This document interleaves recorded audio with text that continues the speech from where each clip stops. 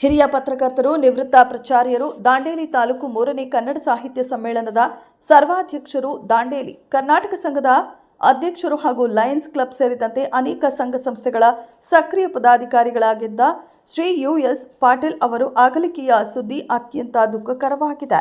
ಪತ್ರಿಕಾ ರಂಗ, ಶಿಕ್ಷಣ ರಂಗ, ಸಾಹಿತ್ಯ ಮತ್ತು ಸಾಮಾಜಿಕ ಸೇವೆಯ ಮೂಲಕ ಅವರು ಸಮಾಜಕ್ಕೆ ಅಪಾರ ಕೊಡುಗೆ ನೀಡಿದವರು.